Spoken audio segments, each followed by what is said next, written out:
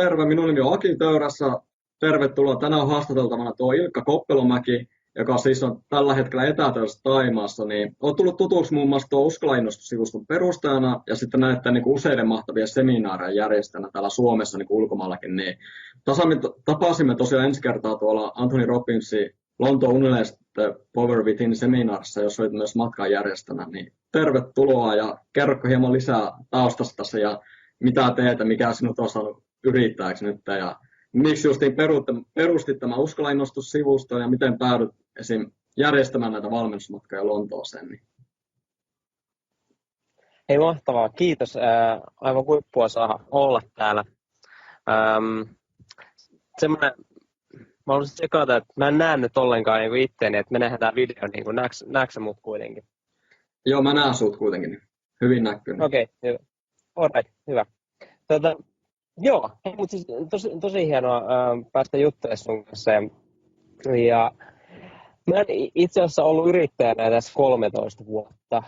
Aloitin aikanaan hierojana. Se oli semmoinen kädet selässä kiinni olevaa hommaa. Mä lähdin sitten sen jälkeen opiskelemaan yliopistoon, mutta se ei oikein ollutkaan niin kuin oma juttu. Joo. Siellä alkaa tuntua, että ei vitsi, että joku tässä tökkii tässä hommassa. Ja sitten mä tapasin sellaisia kavereita, joilla oli useampia eri yrityksiä, ja sanoin, että tuu vaikka meille töihin tai tee jotain, mutta jos ei toisi sun juttu, niin tee jotain muuta. Ja siinä sitten mä olin niin kuin ajatellut, että mun pitää tehdä vähän niin kuin jotain, opiskella se oikea ammatti ja näin ollen mennä eteenpäin. Ja sitä mä olin sieltä niin kuin yliopistossa hakemassa, mä olin farmaseuttiksi opiskelemassa. Nämä kaverit antoi myös kirjoja luettavaksi. Mä en koskaan ollut mikään hirveän innokas lukemaan, mutta ne kirjat sai mut kiinnostumaan itsensä kehittämistä. Se oli ensimmäinen kirja, semmoinen kuin Asenne. Joo. Onko se nyt 80 sivua pitkä, ja se kertoo, että 92% sun kaikista huolista ja murheista on täysin turhia.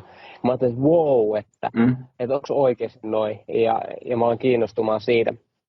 Ja sitten rupesin kahlaa enemmän kirjoja, ja sitä kautta mä itse asiassa itse päädyin siihen samaan seminaariin, missä me tavattiin, eli sinne Lontoon UPV-seminaariin. Ja se oli silloinkin Lontoossa, vaikka se on tässä välillä ollut monessa muussakin paikassa. Ja siitä alkoi oikeastaan semmoinen, että mä kävin sitten useampia näitä seminaareja, koska mä koin, että mä sain ihan älyttömän paljon niistä itse irti. Etenkään mä en tiedä oikein, mitä mä haluaisin tehdä, mutta jollakin tavalla mä ajattelin, että hei, vaikka vaan vapaa-aikana mä haluaisin vie itsensä kehittämistä eteenpäin, koska mulla oli kestänyt kuitenkin yli 20 vuotta, että mä olin löytänyt sen mistään ja se ei ollut tullut mistään sillä tavalla vastaan. Ja mä ajattelin, että sitä voisi tehdä jollakin tavalla helpommaksi. En mä tiedä miten, mutta sitten mä sain tämmöisen mahdollisuuden, että itse asiassa lähtee markkinoimaan Robbinsin seminaareja Suomessa. Ja siis se lähti tosi pienestä, mutta se on itse asiassa se, mistä niin kuin aloitettiin. Ja sen jälkeen tuossa välissä on tullut tehtyä aika monenlaisia erilaisia juttuja, mutta edelleenkin mun mielestä yksi siisteimpiä juttuja, mitä me tehdään Uskolla Innosta-tiimin kanssa, on se, että viedään johonkin ulkomailla olevaan seminaariin ihmisiä. Sillä tapaa aina niin paljon uusia ihmisiä, erilaisia kulttuureja, saa aivan erilaisia perspektiivejä elämään kuin missään niin kuin Suomessa olevassa jutussa. Niin, ja se oli... Tosiaan siis siitä, siis siitä kaikki on niin kuin lähtenyt oikeastaan semmoista omasta intohimosta itsensä kehittämiseen ja siitä, että haluaa niin kuin jakaa niitä asioita eteenpäin. Ja seminaarit on siinä yksi juttu, ne mitä me järjestetään Suomessa tai vie ulkomaille ihmisiä, mutta sitten kaikki mitä me tehdään just niin kuin meidän sivujen kautta ja viikkokirjeen kautta ja nykyään tietysti kaikki digitaaliset valmennukset ja siis on niin paljon mahdollisuuksia. Tosiaan itsekin varmaan niin kuin pari vuotta sitten tutustuin tähän niin kuin Uskolla innostua sivuun, että joku kaveri justiin suositteli, että käypä tilaa se Ilkan viikkokirja, että se on niin kuin hyvää staffia, niin sitä kautta itsellä lähti kanssa niin kuin tämä niin kuin oma itsensä kehittämismatka. Ja mun mielestä oliko niin kuin Ilkka, mulla on ainakin semmoinen käsitys, että on niin kuin ekoja Suomessa, jotka on tuonut vähän niin kuin laajemmasta mittakaavasta tai niin kuin itsensä kehittämispuolta tänne Suomeen ja tunnetuksi. Siis varmaan niin siis se, että en mä koe, että millään tavalla niin ensimmäisiä ollaan. Ehkä se, miten me tehdään, on kuitenkin uniikkia. Että me ollaan niin tosi laajasti ja alusta lähtien me ollaan haluttu tehdä yhteistyötä monien eri toimijoiden kanssa. Niin valmentaminen on iso osa kuitenkin meidänkin meidänkin toimintaa ja liiketoimintaa, niin ollaan haluttu tehdä monien valmentajien kanssa yhteistyötä. Ja mä uskon niin kuin valmentamiseen itse tosi paljon, kun mulla on urheilijatausta, niin mulla on tavallaan aina ollut joku valmentaja ja potki tässä vieressä. Ja sillä mä niin kuin koen, että se valmennus on kyllä niin kuin ihan olennainen osa itsensä kehittämistä. Ei pakollinen, mutta niin kuin tosi hyvää lisää, jos haluaa just tiettyjä tuloksia saada aikaan. Ehdottomasti. Mutta siis tosiaan niin kuin valmennus mä otin sillä tässä esiin, että valmennuspuoleltahan on tosi paljon tätä niin kuin ollut kuitenkin 10 vuosia Suomessa jo. Ja omalla tavallaan itsensä kehittämisen mä lasken myöskin tuon Töyterin Jussin Positiivari, mikä on kuitenkin toiminut jo tosi pitkään ja tosi vakiintunut asema hänen niin kuin toiminnassaan ja lukijoita hänen ajatusten aamiaisilla vissiin nykyään melkein yhtä paljon tai enemmän kuin Ilta-Sanomilla tai iltapäivälehdellä. Että niin kuin, siis huikeasti mennyt eteenpäin ja mä uskon, että kaikki tämä lisääntyykin tässä tulevien vuosien aikana. Mutta joo, siis mä en koe, että me ollaan ensimmäisiä, mutta omalla tavallaan koen, että kyllä me tehdään tietynlaista pioneerityötä siinä, mitä me tehdään, että viedään näitä asioita eteenpäin. Joo. Niin, kerropa vielä nyt hieman lisää tuosta bisneksestä ja sitten, että mistä kaikkea tulee kassavirta. Miten sä oot nyt päätynyt sinne etätöihin Thaimaassa, että jos pystyisit vähän näyttää ympäristölle, että mitä siellä näkyy ja mistä se idea oikein lähti, että oot ilmeisesti useamman vuoden jo siellä käynyt kuitenkin niin kuin etätöissä. Niin. Joo. Mä voin ekaksi näyttää ja samalla kertoa, niin tosiaan tuolla meidän tämänhetkinen asunto, me ollaan asuttu tässä niin kuin muutama viikko kerralla oikeastaan niin kuin eri paikkoja vähän käyty läpi. Joo. Täällä on niin kirkasta, että voi olla, että tämä ei niin kuin ihan hirveän selkeästi näy, mutta mulla on tässä ehkä noin 50 metrin korkeudessa 200 metriä rannasta. Tässä on tosi jyrkkä puolitoista tonne mennä rantaan, mutta niin kuin, tämä on yksi hienompia Thaimaan rantoja varmaan. Ollaan semmoisella Koh Phanganin saarella ja täällä Hadiao Beachillä. Niin kuin, ehkä 30 metriä meidän mökistä niin on sitten uima-alle. Tämä on ollut mun semmoinen niin kuin, suosikkipaikka tehdä töitä. Tästä on kivat näkymät. Ja sitten jos tulee niin kuin yöllä tekee töitä, tai se ei nyt välttämättä yöllä, mutta niin kuin ilta myöhällä, kun tulee pimeä, niin täällä on tosi kivasti, voi katsella taivalle ja suunnitella elämää ja katsoa tähtiä. Niinpä.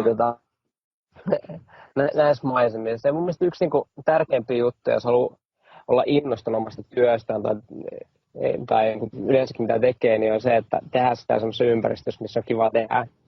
Ja se on varmaan yksi niitä lähtöajatuksia, mitä oli niin kuin tälle niin kuin etätyölle. Tämä on siis 3. kerta, kun me ollaan Thaimaassa. Ja joka kerta mä oon ollut niin kuin puolison kanssa. Tosin nyt me ollaan perheen kanssa, niin mulla on tommoinen 5,5-vuotias poika. Ja ollaan tosiaan täällä kaikki. Alun perin, mistä tämä lähti, niin mä olin monta tämmöistä itsensä kehittämisen kirjaa lukenut, missä ihmiset kertoo, että ne ei asu enää siellä kylmässä maassa, vaan ne on muuttanut johonkin, missä on lämmintä. On se sitten vaikka Floridaan tai mihin tahansa, johonkin, jossa on lämmintä. Yksi kirja jäi mieleen, se oli vuonna 2012 kesällä, kun mä luin tämmöistä Oddmund Bergerin kirjoittamaa kirjaa. Ja hän siinä kertoi, että se on norjalainen kaveri, mutta se asuu Espanjassa. Kyllä. Ja mä sitten niin kuin luin sitä kirjaa, että joku päivä mäkin niin kuin toteutan tommoista, että mä oon sitten talvet jossakin muualla. Ja sitten tuli vähän semmoinen, että ei hitto, että mä oon ajatellut tätä samaa ajatusta vuosikausia. Ja vaikka mä olin vuoteen 2012 mennessä aika paljon kouluttanut ihmisille mielenhallintaa, mikä on ehkä mun niin kuin kouluttamisen ykkösjuttu, niin kuin mielenhallinta ja NLP ja näin, niin siltikin niin kuin itse huomasin, että okei, että mä oon pyörittänyt tätä samaa ajatusta niin kuin aika huomaamattani tässä vuosien aikana. Eli pyörittänyt vaan sitä ajatusta, että joku päivä, mutta ei vielä. Ja 2012 kesällä mä totesin, että okei, että mä en enää halua pyörittää tätä samaa ajatusta, vaan nyt mä toteutan sen. Eli vähän justiin silleen, että sitä ajattelee, että joku päivä, mutta kun se ei välttämättä tule se, koska se joku päivä vaan pitää toteuttaa, niin kuin laittaa toteutukseen se.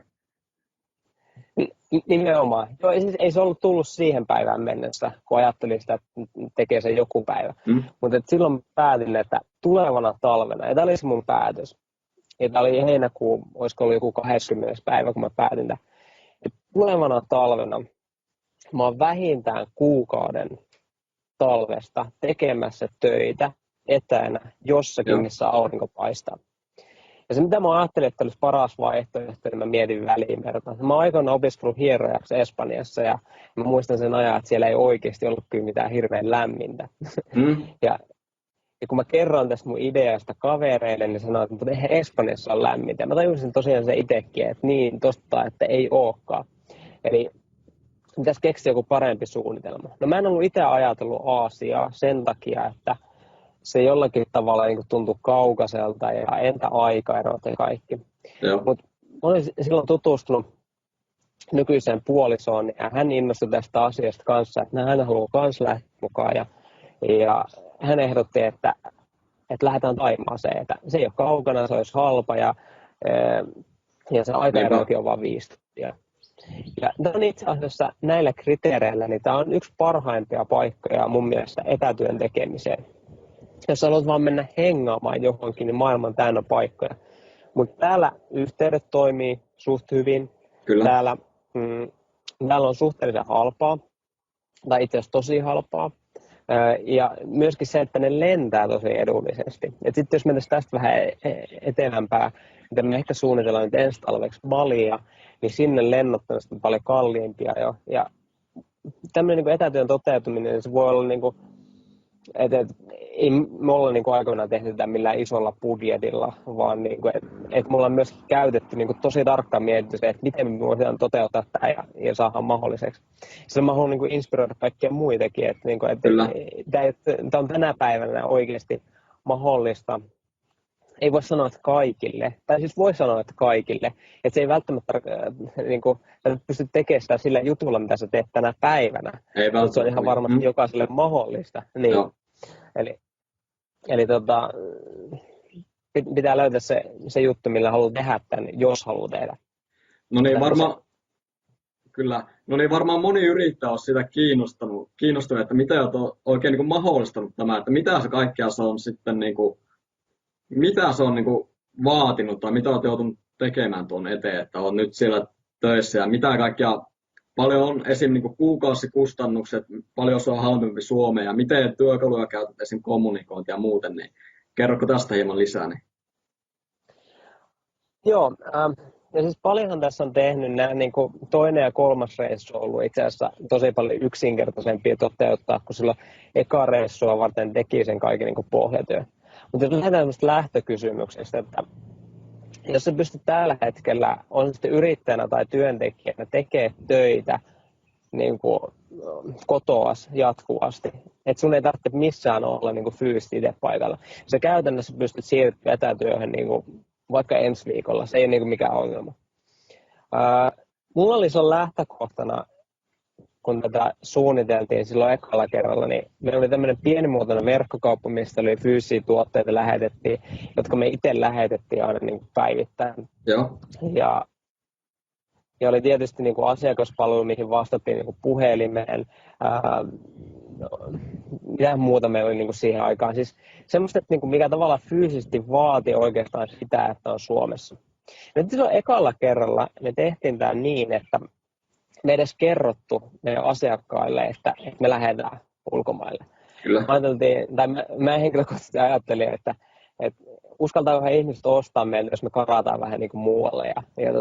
Mä halusin muutenkin toteuttaa toisen unelman, ja se oli se, että lähtee lähteä pois ilman, että kertoisi kenellekään. Tosin mä kerroin niin isälle ja äitille ja näin, mutta sittenkin se oli siistiä. Tavallaan niin kuin, kukaan ei tiennyt, että me ollaan täällä.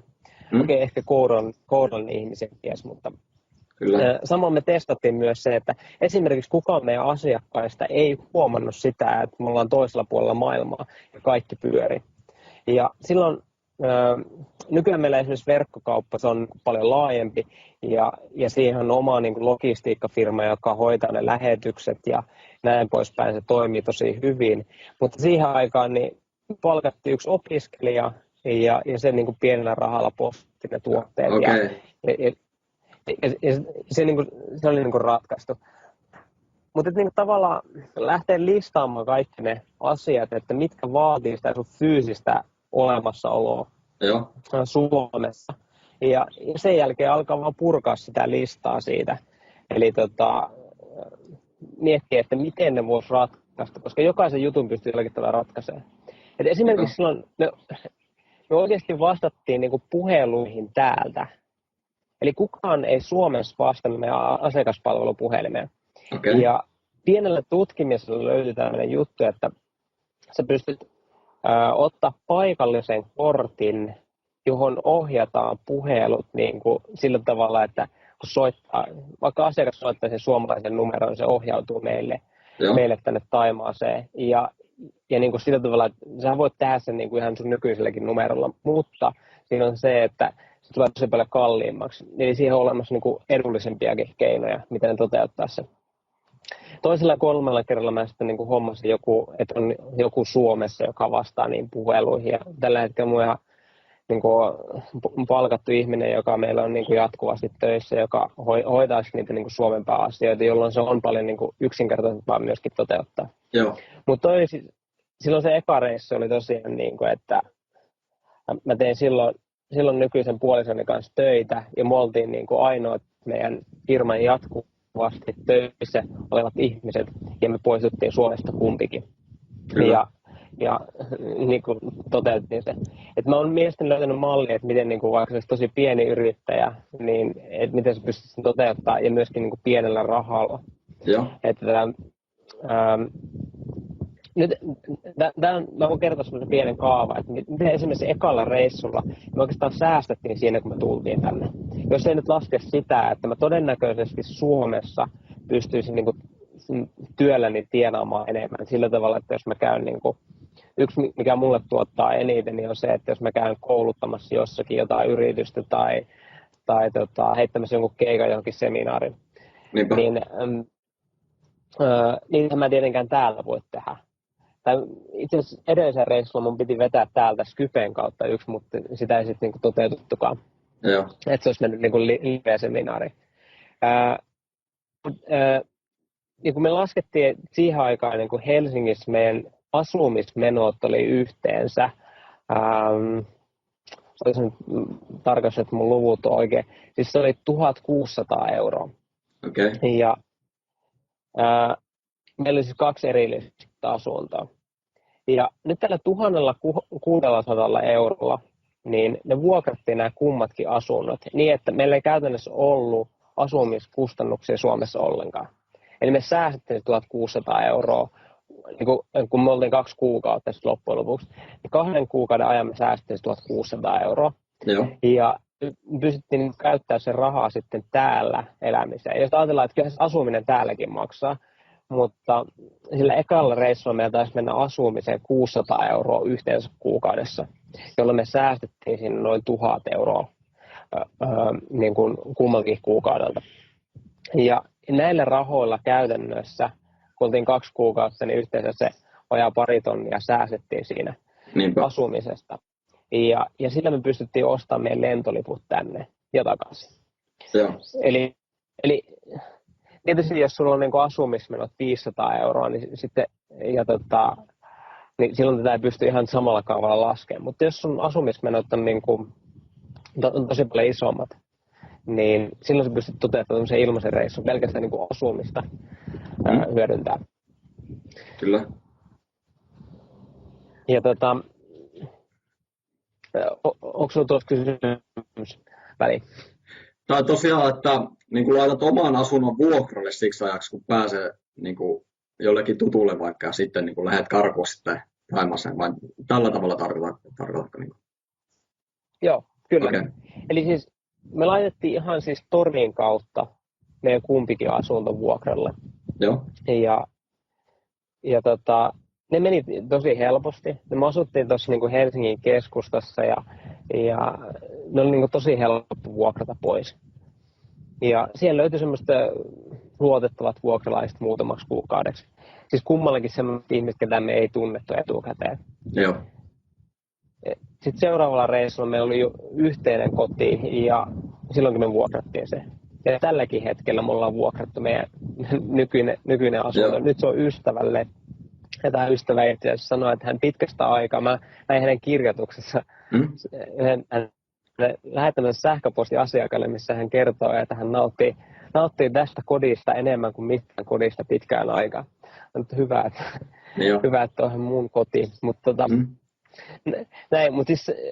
siis se on yksi keino, niin kun, jos ajatellaan, että tämän haluaa tehdä niin mahdollisimman pienillä kustannuksilla, niin kannattaa poistaa ja pienentää niitä kuluja, mitkä on Suomessa. Ja yleisesti varmaan se suurin kustannus on asuminen. Ehdottomasti. Se asuminen taas täällä maksaa paljon vähemmän. Riippuu tietysti, miten sä haluat asua. Että nyt me ollaan perheenä asuttu vähän paremmissa paikoissa, kun silloin ekalla reissulla me oltiin kaikenlaisissa bambumajoissa ja tosiaan me maksettiin niin kuin tosi vähän asumista silloin. Joo. Tai sitten riippuu, että mihin menee. Että edellinen reissu meillä oli Chiang Maihin, mikä on tuolla Pohjois-Taimaassa. Ja se on paljon edullisempi kuin nämä niin kuin merenrantakohteet täällä Etelä-Taimaassa. Et siellä me maksettiin kuussa asumisesta 450 €. Ja meillä oli tosi kiva niin kuin tämmöinen studiokämpä. Kyllä. Ja sitten jos ajatellaan kaikista muustakin niin kuin yleisesti säästää, että säästät niin kuin syömisessä ja monessa asiassa. Eli vaikka sulla laskisi tavallaan tulot sen takia, että sä lähdet ulkomaille etätöihin, niin sä pystyt ehkä paikkaamaan sitä kautta, että se on yleisesti edullisempaa. Riippuu tietysti, että mitkä on niin kuin, miten leveästi on tykännyt asua Suomessa. Niinpä. Jos Suomessa asuu tosi leveästi, niin sit siinä säästää tosi paljon, kun tulee tänne. Niin ja voi asua leveästi sielläkin sitten niin kuin periaatteessa. Kyllä. Hei, minkälaisia niin kuin, työkaluja tai minkälaisia työkaluja vinkkejä annat? Ilmeisesti nyt puhutaan niin kuin Skypen välityksellä, mutta niin miten sä esim. Kommunikoit Suomeen tai sitten minkälaisia muita tämmöisiä työkaluja käytät? Koska niin kuin, tässä on niin kuin mieti, että tätä justiin työn tehokkuutta, että luulisin, että sillä on aika paljon houkutuksia ja että miten saa hommat hoidettua tehokkaasti ja sitten mikä olisi, niin kuin, minkälainen on niin kuin tämmöinen normipäivä siellä, milloin teet töitä ja tästä haluaisin kuulla vähän lisää. Joo. No, jos aloittaisin sillä, että mä oikeastaan jaan työnkin tekemisen niin kahteen. Niin semmoisen, että mulle työ on niin tosissaan intohimo ja mä haluan viedä näitä asioita eteenpäin ja mulla on jatkuvasti enemmän ideoita kuin mä eihin toteuttamaan, jolloin mä pystyisin käyttämään töihin vielä enemmän paljon aikaa kuin mitä mä tällä hetkellä käytän. Eli täällä oikeastaan mun päivät on ollut semmoisia, että kyllä mä oon tehnyt semmoista 8 tuntia päivässä täälläkin. Ja joinakin päivinä mä oon itse asiassa tehnyt enemmänkin, mutta sitten on niitä päiviä, milloin mä oon tehnyt vähemmän. Se, miten täällä on erilaista kuin Suomessa, niin täällä ei ole sitä jatkuvaa palavereissa juoksemista. Täällä ei ole jatkuvasti sitä, että joku kiskoo niin kuin hihasta, no perhekiskoo, mutta niin kuin, että työntekijät tai asiakkaita tai ketään semmoista. Tämä on niin kuin mulle semmoista niin kuin rauhaa olla, tehdä ja niin kuin just tehdä jossain uima-altaalla töitä. Et mä oon täällä yleensä, me kokeiltiin vähän erilaisia rytmejä itse asiassa, nyt kun tää on tämä perhe-elämä, mikä niin kuin tekee tästä erikoista. Alussa mä tein semmoista, että me jaettiin päivä niin kuin 2, että mä tein aamupäivän töitä ja sitten me pidettiin niin kuin siesta ja sitten mä tein niin kuin illalla myöhemmin töitä. Joo. Se on taas edellisellä reissulla. Oli oikeastaan tärkeää, että me oltiin niin kuin, töissä silloin, tai sillä ekalla reissulla oli tärkeää, että me oltiin töissä silloin, kun Suomessa on päivä. Nyt kun mulla on täällä 5 tuntia edellä, niin se tarkoitti sitä, että me yleensä aloitettiin täällä 3 aikaan työt, ja sitten me lopetettiin 11 illalla. Että me oltiin niin kuin 10-6 tavallaan töissä. Se oli vain hirveän rankkaa silloin, mä muistan, että päivän niin kuin hurvitella tuolla rannoilla ja tehdä kaikkea kivaa ja sitten aloittaa ne työt sen jälkeen. Ja loppujen lopuksi niin kuin teki suurimman osan siitä niin kuin töitä pimeässä, kun taas niin kuin yksi tavoitteita, mikä on niin kuin mulla ainakin etätyössä, että mä saan tehdä auringossa töitä. Silloin se ei toteudu, jos tekee niin kuin yön myöhään joutuu tekemään niitä. Mutta mä tykkään tästä rytmistä, että niin kun aamulla kun mä herään, niin Suomi nukkuu vielä täysin. ja mulla on niin kuin pitkä aika siinä. Mä itse asiassa täällä tykännyt, että mä heräisin tuossa niin kuin auringon nousuaikaan, käyn treenaamassa ja sitten aloitan työt, kun on vielä niin kuin hiljaista ja rauhallista. Mä oon ehtinyt tehdä tosi paljon asioita ennen kuin Suomessa edes herätään. Niin jo. Ja toisaalta aina mielenkiintoista aamulla mennä katsoa, että mitä kaikki on tapahtunut niin kuin edellisen päivän lopuksi, kun ei ole enää itse ollut kuviossa mukana. Mutta toinen suurin piirtein se rytmi tällä hetkellä on ollut, että mä teen niin kuin yhteen putkeen päivän. Aamulla aloitan niin aikaisin kuin mahdollista ja sitten mä lopetan heti, kun niin kuin päivähommat on tehty. Tämä niin kuin tuntuu valmiilta. Sitten me käydään perheen kanssa syömässä, se on meidän niin kuin juttu täällä, että mistä me nautitaan tosi paljon, mitä Suomessa ei niin kuin samalla tavalla ehkä niin kuin tule tehtyä, että kävisi joka päivä syömässä eri paikoissa. Tykätään tosi paljon thai-ruuasta, niin sitten käydään kokeilemassa eri paikkoja, että minkälaisten ruokaa niistä saadaan ja ajellaan skootterilla. Ja vaikka mulla on Suomessa ollut moottoripyörä, niin mä koen, että täällä skootterin omistaminen, niin se on suurinta vapautta tai yksi suurimmista vapauksista, mitä mä tiedän. Niinpä. Hei, tätä vielä, että mikä se sitten vielä niin kuin motivoi tekemään niitä töitä, että kuitenkin siellä on, niin kuin, on ranta lähellä ja kaikki houkutukset siinä alttiilla, että mikä on semmoinen, että nyt on kuitenkin pakko tehdä nämä hommat, niin siihen onko mitään vinkkejä antaa, niin että keskittyy justiin siihen olennaisen tai tärkeään. Niin. Mulle toi ei ole niin millään tavalla ongelma, koska mä teen niin vahvasti sitä, mitä mä haluan tehdä. Nyt sitten oikeastaan kun mä sanoin, että on kaksi semmoista tapaa mun mielestä toteuttaa etätöitä. Yksi on niin kuin se, että sä teet jotain, mitä sä haluat tehdä ja sä siirryt sitä tekemään tänne. Toinen on se, että sä haluat nimenomaan toteuttaa etätyö jollakin keinolla. Ja tähän nyt on miljoonia erilaisia keinoja niin kuin ansaita rahaa internetin välityksellä. Ja sillä niin kuin oikeasti mun mielestä kenellä tahansa on mahdollisuus niin kuin alkaa tekemään etätöitä, lopettaa, en sano, että seinää, mutta lopettaa jollakin tavalla työt tai ottaa vapaata töistä, palkatonta vapaata ja jos ei pysty säästöillä elää täällä, niin sitten se, että rakentaa työn ohessa jonkun sivubisneksen, millä pystyy elämään täällä, koska täällä ei tarvitse niin paljon rahaa, niin se, että tienaa jonkun verran, niin sillekin elää ihan hyvin. Ja ehkä toi, että jos siinä on nimenomaan kärkenä se, että haluaa tienata rahaa, että pystyy elämään, niin silloin ehkä joutuu eri tavalla motivoimaankin itseään. Et silloin mun mielestä edelleen niin semmoinen hyvä rytmi siihen, että hoitaa ne tärkeät jutut ekaksi alta pois ja sitten pääsee hurvittelemaan. Ja se on mun mielestä niin kaikessa, että jos niin ne tärkeitä juttuja ei saa tehtyä, niin ei ne itse niin, ei itestään tapahdu. Tämä hoidu, mutta niistä on hyvä aloittaa. Joo. Hei, tähän nyt seuraavaksi, että mitä on tämmöisiä niin kuin, vielä näitä niin kuin kompastuskiviä siellä niin kuin ulkomailta käsi, että minkälaisia semmoisia vinkkejä antaisit, miten sitten niin kuin tämmöiselle, joka haaveilee niistä etätöistä jossain lämpimässä maassa, että mitkä on ainakin siinä, niin kuin, siinä työpaikan tai siinä työnteon suunnittelussa tai muuten semmoisia kompastuskiviä ja minkälaisia vinkkejä antaisit niin kuin muille, jotka haaveilee tämmöisestä? Joo. No, mainittiin tuossa tuo raha, niin se on yksi sellainen juttu, että joissakin jutuissa voi olla niin, että sä et pysty sitä myyntiä välttämättä suorittaa täältä. Että se on niinku se semmoista, mikä tarvitsee tehdä Suomessa. Niin silloin, siis totta kai kaiken myynnin voi niinku kääntää myöskin niin, että sen pystyisi tekemään etänä. Mutta se voi olla niinku yksi semmoinen, että jos sä oot tottunut siihen, että yritys tuottaa jatkuvasti jotain tiettyä, millä saadaan niinku kaikki toiminnat pyörimään ja sitten sä tulet tännekin ja yhtäkkiä sä huomaatkin, että se kassavirta ei tulekaan ja sulla on työntekijöitä ja muita ja kaikki pitää saada niinku maksettua, niin se voi aiheuttaa erilaisia ongelmia, että se niinku tavallaan, se voi olla semmoinen, mitä tarvitsee suunnitella etukäteen.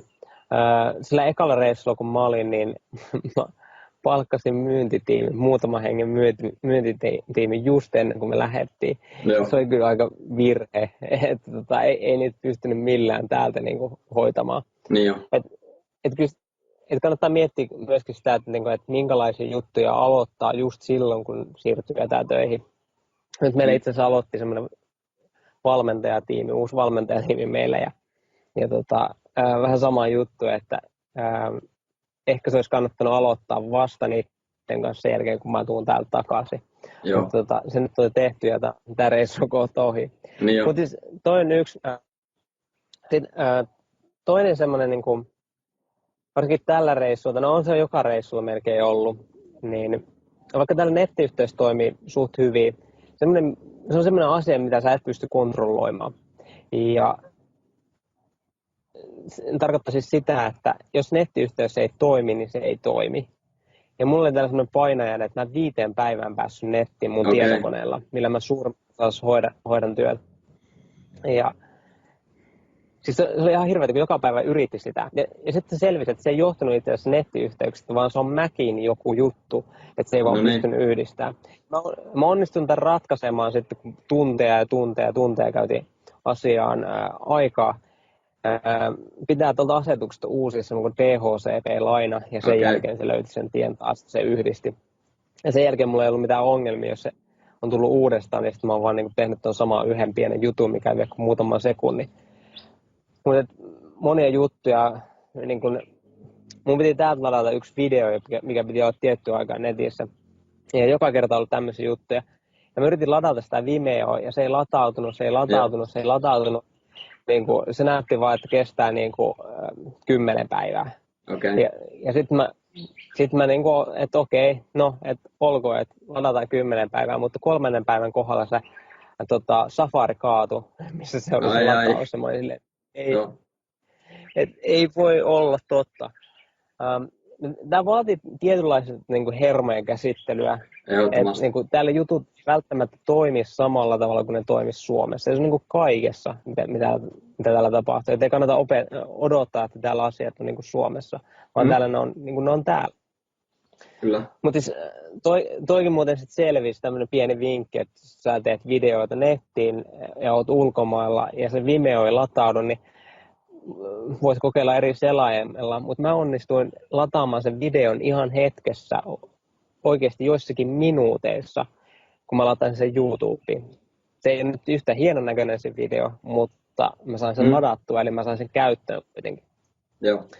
Mutta joo, siis nettiyhteys on niinku semmoinen, mikä saattaa aiheuttaa ongelmia, ja siinä, jos sä haluat lähteä ensi talvena etätöihin, niin mä lähtisin nyt jo jakamaan sun omissa niin kuin tehtävälistoissa asioita sillä tavalla, että mitä sä teet, niin kuin, mitä sä voit tehdä online ja mitä sä voit tehdä offline. Jolloin sä pystyt katsoa, että okei, tänään ei netti toimi, ja otat sitten sen lista esiin, niin kuin, mitä sä pystyt tekemään offlineissa. Niin, vaikka kirjoittaa jotain artikkeleita tai muuta vastaavaa niin kuin luovaa työtä. Kyllä. Ja siis mä oon esimerkiksi mä oon nyt jakanut kaikki. Täällä otin käyttöön tämmöisen kuin Things-ohjelma. Ja tämän reissun aiheena on ollut tosi paljon myöskin niin kuin organisoida mun omaa elämää paremmin. Että juttuja tulee, niin kuin mä sanoin tuossa aikaisemmin, että ideoita tulee jatkuvasti lisää. Että millä mä saan niin kuin ne kasaan. Ja opiskelin täällä enemmän Getting Things Done-kirjaa ja sen metodeja. Ja siihen liittyy tuo Things-appsi. Ja sillä pystyy tosiaan jaottelemaan hommia vähän silleen, että esimerkiksi missä niitä pystyy tekemään. Se on ollut mun mielestä tosi kätevää, että jos ei ole nettiä, että me ollaan vaikka jossain menossa, niin mä pystyn tosiaan helposti näkemään, että mitkä ne jutut on, mitkä mä teen offline. Ja mulla on esimerkiksi paljon sitä, että kun mä kirjoittelen niin kuin sähköposteja, niin mä laitan sen erikseen niin kuin listaan, niin kuin, että voi kirjoittaa sen, ja sen kirjoittamiseenhan ei tarvitse nettiä. Mutta se tarvitsee siihen lähettämiseen. Kyllä. Ja tämmöisiä niin pieniä juttuja, tai niin me tehdään paljon niin sosiaalisen median päivityksiä, niin niiden päivitysten suunnitteluun ja niiden muokkaamiseen, niiden tekemiseen, siihen ei tarvitse nettiä, mutta tarvii siihen, kun ne niin laittaa sinne nettiin. Kyllä. Ja tällä tavalla niin voi olla, että sä tarvitset niin tosi lyhyen aikaa sitä nettiä. Ja sitten voi esimerkiksi ajatella niin, että täältä saa monia majoituksiakin paljon halvemmalla jostain paikasta, missä ei välttämättä netti toimi. Mutta jos sä katsot, että sä tarvitset vaikka tunnin päivässä nettiä, niin sä voit mennä sitten aina tunnin ajaksi johonkin semmoiseen paikkaan, missä nettiyhteys on tosi hyvä. Niin, että on aikaisemmin hoidettu ne hommat valmiiksi ja sitten niin käydään vaan siellä käydään onlineissa ne laittaa julkaisemassa. Niin.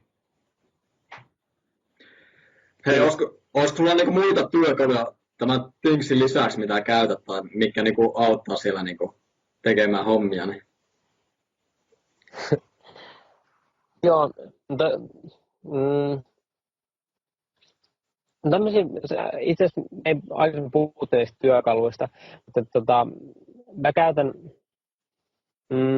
pääasiassa Slack-kommunikointia ja sähköpostia, ja mä oon pyrkinyt jatkuvasti, että ne on ne 2 kanavaa. Toinen, mitä mä tykkään kanssa käyttää, niin mulla on iPhone, niin siinä on nämä iMessaget, ja ne saa myöskin tietokoneelle. Joo. Niin mä oon sitten tietokoneella lähetellyt kanssa niitä. Ja se on ollut tosi kätevää. Sitten kaikki tavallaan pitää yhteyttä niiden ihmisten kanssa, kenellä on iPhone. Ne on tämmöisen jatkuvaa yhteydenpitoa. Mä en vissiin vastannut yhteen puheluun koko reissun aikana. Mun piti laittaa lähtiessä semmoinen vastaajaviesti, että mä oon etätöissä ulkomailla, että ota yhteyttä tähän sähköpostiin. Ja ettei sillä tavalla, että ei voi jättää mitään viestiä muuta. Mä unohdin sitten tehdä sen, niin enkä mä sitä täältäkään tehnyt. Joo. Mutta aika hyvin, kun ihmiset tietää, että mä oon reissussa, niin ei soittele hirveästi kerran. Ne osaa erillä tavalla ottaa yhteyttä. Niin kyllä. Sitten toinen, mikä on muutenkin tämmöisessä etätyössä on tärkeää, niin on tosi paljon Gmailin Drivea ja sitten toinen on Dropbox, eli tietojen jakamiseen. Ja nyt muutenkin kuin ulkomailla, jos sun työ liittyy hyvin vahvasti, että kaikki tärkeä on tietokoneella, ja joku varastaa sen, tai se menisi vaikka jonkun sähkövirtapiikin takia rikki tuhoutuisi, niin on tärkeää mun mielestä, että vähentää tällaista stressiä, kun stressi voi nousta just sen takia, että netti ei toimi. Toinen on se, että tietokone vietäisi. Niin jo tiedot katoaa, niin se on se. Niin. Mä oon siirtänyt kaikki mun tiedostot Dropboxiin, siis maksaa onko se nyt 100 vuodessa. Mä käytin aikaisemmin ei ilmaista versiota, mutta nyt otin käyttöön sen maksullisen ihan sillä tavalla, että kaikki tietokoneen sisältö on Dropboxissa. Ja tietysti on monia muitakin pilvipalveluita, mutta toi on se, mitä mä käytän siihen, että mun tiedostot on kaikki turvattu. Ja jos kävisi paskatuuri, niin mä pystyn aloittamaan millä tahansa toisella tietokoneella työskentelyn käytännössä heti tavallaan siitä, mihin mä olin jäänyt. Ja tämmöisiä juttuja, monia muitakin, että kannattaa miettiä. Jos haluaa oikeasti rentoa etätyötä tämmöisessä maassa, niin mahdollisimman vähän tavaraa mukaan. Joo, ehdottomasti. Vähemmän huolehdittavaa. No niin, hei, kerro vaan. Sitten mietin, että yksi sellainen juttu oli varmaan noin, mikä kannattaa ottaa huomioon tosi aikaisessa vaiheessa, että me myöhästyi silloin ekalla kerralla jonkun verran siitä, että laskut, että ne menisivät johonkin palveluun. Siitä voi tulla aikamoisia ongelmia, jos ei maksa laskuja. Ja niitä ei voi maksaa, jos sä tiedät, että sellainen tullut. Tietysti sä tiedät, että puhelinlasku tulee joka kuukausi, mutta yleisesti kaikki laskut. Ja me ollaan siihen käytetty netpostia, toinen on nykyään netpankki, kaikki mahdolliset laskut menee henkilökohtaiset laskut tänne verkkopankkiin. Ja sitten on vielä firman puolella me käytetään NetVisoria. Se on vähän arvokkaampi palvelu, mutta on sitten edullisempiakin sellaisia, jotka skannaa kaikki laskut, mitä tulee. Tai voi skannata kaikki postitkin, jos ottaa jonkun tämmöisen, esimerkiksi jos toimistohotelli pystyy hoitamaan sillä tavalla, että kaikki posti, mitä tulee sinne, ne skannaa. Ja tietysti se maksaa jotain, mutta se voi mahdollistaa sen, että sun ei tarvitse ketään kaveria pyytää esimerkiksi tekemään sitä hommaa. Että se on yksi vaihtoehto, pyytää, että joku kaveri vaan katsoo postit ja jos siellä on jotain tärkeää, niin lähettää ne sitten sulle skannattuna tai jollakin muulla tavalla. Joo. Mutta tuossa tämmöisiä pääjuttuja, mitä kannattaa miettiä. Hei, kerroko tästä, olet tämmöistä testiryhmää tässä, joka olisi etätöistä kiinnostunut. Kerroko tästä lisää, että sulla oli tämmöinen suunnitteilla? Niin? Tässä vuosien varrella hirveästi ihmiset tullut niin kuin sanomaan, että tämä olisi niin kuin kivaa kanssa niin kuin lähteä etätöihin, mutta ei se ole mahdollista ja joten niin kuin, että ihan oikeasti se on mahdollista. Niin mä ajattelin, että nyt tulevana talvena voitaisiin lähteä niin kuin yhdessä. Yhdessä tarkoittaa sitä, että me kerrotaan, että mihin me mennään, että saatte tulla samaan paikkaan, tai sä voit valita, että mihin tahansa mennä. Ja ideana olisi se, että etätöihin johonkin. Että jos et keksi mitään muuta, tai mikään muu ei ole mahdollista, niin se voi olla vaikka viikko Tallinnassa. Ja siellä ei välttämättä aurinko paista, mutta niin kuin se on etätöissä. Tai sitten joku muu vaihtoehto. Mutta mä haluan tsempata rohkaista siihen, että lähdetään johonkin etätöihin. Ja mä haluan jakaa tässä niin kuin vuoden aikana tässä pikkuhiljaa erilaisia vinkkejä siihen, että niin näitä mitä tässäkin aloitettiin, että minkälaisia juttuja kannattaa ottaa huomioon. Ihan näitä, että mitä me ollaan tehty ja huomattu hyviksi jutuiksi, mitä kannattaa tehdä. Kyllä. Ja mä uskon, että se on jokaisella mahdollista, jos vaan niin haluaa, niin joko sä tekemällä mitä teet nyt tai sitten jotain muuta tekemällä. Niin ehdottomasti suunnittelemalla etukäteen ja päättää sen päivän, että milloin haluaa mennä, niin sitten vaan niin lähtee toteuttamaan niitä pikkuaskeleita, miten saa sitä vapautta siihen elämään, että voi mahdollistaa sen. Niin. Kyllä. Miten 2 juttua kannattaa tehdä, että jos haluat etätöihin, tai yleensäkin tietysti mitä vaan niin lähtee tekemään, niin on se, että teet päätöksen, että sä haluat tehdä sen. Ja sitten toinen juttu se, että pitää rajaa kalenterista aikaa sille, että se on mahdollista. Ja tämä on niin etätyön tekemisen tosi tärkeä juttu. Ja tällaisen, minkä mä tein silloin niin joku heinäkuun 20. päivä vuonna 2012, että mä itse asiassa rajasin sieltä 2 kuukauden ajan talvesta niin kuin vapaaksi. Mä en tiennyt, että mikä se aikataulu tarkalleen olisi, millä mä lähden, mutta mä ajattelin, että nyt 2 kuukautta mä vaan niin kuin jätän sillä tavalla, että mä en merkkaa sinne mitään. Mä en ota sinne, vaikka joku kysyisi sitä tahansa juttu, niin mä en ota. Ja tavallaan se, millä ton voi ryssiä koko sen jutun, niin on se, että yhden kerran sanoo väärässä hetkessä kyllä, sen sijaan, että sanoisi ei. Sitten kun sinne tulee johonkin, sä ajattelet, että sä oot vaikka helmikuun pois ja sitten tuleekin joku pyytää, että voisitko tulla niin tekemään ton jutun täällä näin. Jos sä pystyt tekemään sitä niin online, että tarvitsee olla fyysisesti siellä paikan päällä, niin se tuo tavallaan sen koko niin se idea, että voisi lähteä. Kyllä. Ja sillä se on se tärkein niin ensimmäinen askel, minkä sä voit tehdä jo nytten, että päättäisi, että milloin se olisi. On se sitten viikko. No viikko ei mun mielestä ole se etätyöjuttu, se on, niin kuin, se on lomamatka, mutta siis sanotaan niin, että kuukaudesta lähtisi se aika. Että on sitten kuukausi, 2 tai 3 tai mitä se onkaan. 3 viikkoa ehkä voisi olla. Sitten Ilkka, mitä tässä on tulossa jatkossa? Että minkälaisia omia suuria tavoitteita sulla on niin kuin henkilökohtaisesti ja esim. Tässä bisnesmielessä, niin mitä on nyt tulossa jatkossa? Niin? Joo, uskalla innostaa puolella edelleen vien kohti sitä visioa kaikin tavoin, että ihmiset rohkeammin toteuttaisivat omaa elämäänsä ja tekisivät sellaisia juttuja, mitkä saa voimaa itsensä hyvin. Siinä oikeastaan tämän vuoden pääjuttuja on se, että kun me avattiin tuossa verkkokauppa, tai uudistettiin se ihan täydellisesti, niin saa se kunnolla näkyviin ja me ollaan nyt rakentamassa siihen liittyviä monia juttuja. Mutta oikeastaan tämän vuoden juttu on niin näkyvyys. Halutaan tulla enemmän näkyviin. Mulla ainakin tämä on niin kuin, tuntuu, että 7 vuotta on niin kuin tehty paljon siellä niin kuin pinnan alla töitä ja nyt niin kuin olisi tarkoitus, että me sieltä pinnan alla tullaan niin kuin esiin. Mun mielestä vuosi sitten se ei ollut vielä mahdollista eikä järkevää ja ei ollut ajatukset vielä kasassa siihen, mutta nyt on. Sen kanssa oikeastaan tehdä. Ja on monia niin kuin siistejä seminaareja tulossa, mistä mä oon niin kuin tosi innoissaan kanssa, mitkä on aina niin kuin semmoinen yksi juttu. Mutta ehkä tällä hetkellä oikeastaan eniten innoissaan kaikista erilaisista kumppanuuksista, mitä tehdään. Ja itse asiassa tähän, tämä on niin kuin perinteistä meikäläistä, että jätetään juttuja niin kuin paljon. Ja siltikin niin kaikkia niin sysältää vauhdilla eteenpäin. Ollaan suunniteltu tämmöistä, niin kuin, se on työnimellä Uskalla innostua TV. Okay. Se on yksi ehkä innostavimpia juttuja. Taustaideana on noin webinaarit, nettiseminaarit, mitä ollaan pidetty, mutta mä haluan tämän vuoden aikana kyllä jollakin tavalla niin käyntiin ja se tehdään suuremmalla inspiraatiolla juttuja vielä niin kuin ennestään. Mutta henkilökohtaisessa elämässä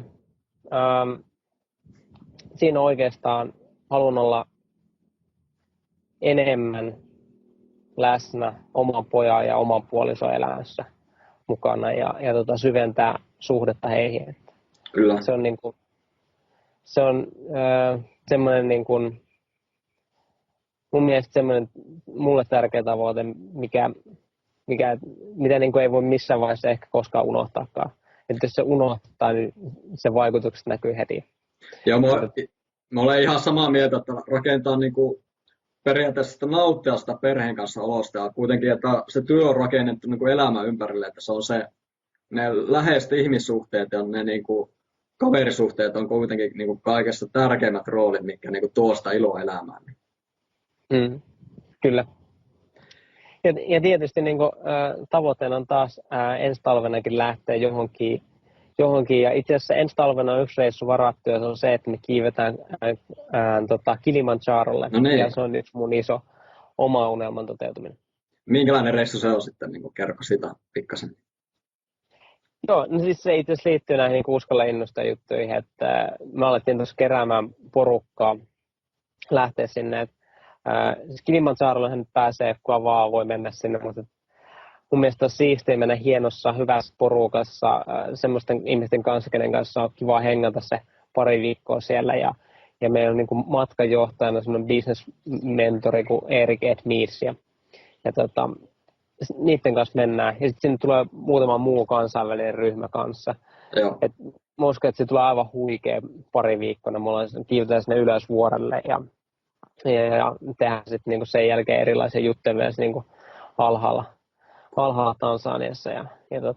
Et se on yksi sellaisia niinku kohokohtia, mitä odottaa. Ja se mua vähän jännittää, että miten se muuttaa tätä niinku etätyöreissua, että ehtiikö sitä tekee kunnolla ensi talvena. Että se pitää aikatauluttaa, että meillä tulee aika pitkä pätkä sitten ensi talvena. Joo, kuulostaa kyllä mahtavalta vielä. Hei, tähän loppuun vielä tämmöinen viimeinen kysy, että tunnut nauttimaan elämästä tosi paljon, niin mikä sulla on ollut niin tämmöinen periaatteessa avainvapauteen, tai että saa tehdä just niitä rakastamia asioita ja voit työskennellä sieltä Thaimaasta käsin? Mikä sulla on ollut semmoinen niin kuin yksi tekijä siellä taustalla, että mikä on saanut innostua näistä ja niin toteuttaa omia unelmia? Niin? Jos on vain yksi asia, niin mä sanoisin, että se on niinku se, niinku, että ottaa se rohkeus ja tehdä niitä juttuja. Ei vaan niinku haaveilla ja unelmoida niistä, vaan niinku oikeasti, että nyt mä teen tämän jutun. Ja se on mun mielestä se, että mikä tuo sen merkittävän eron niinku elämässä. Sitä voi miettiä, että vaikka tuolle suhteellekin voisi tehdä jotain, mutta jos ei tee, niin ei sille mitään tapahdu. Ja sama on nyt kaikkien unelmia ja kaikkien muiden juttujen kanssa. Että ottaa rohkeasti se, että nyt mä teen tämän jutun. Niin, eikä oota sitä, että se tulee joskus, vaan niin suunnittele, niin että hei, että tuolla lähdetään etätöihin ja siinä suunnitellaan pikkusteppejä niin eteenpäin. Niin Kyllä. Tekee töitä se eteen. Niin.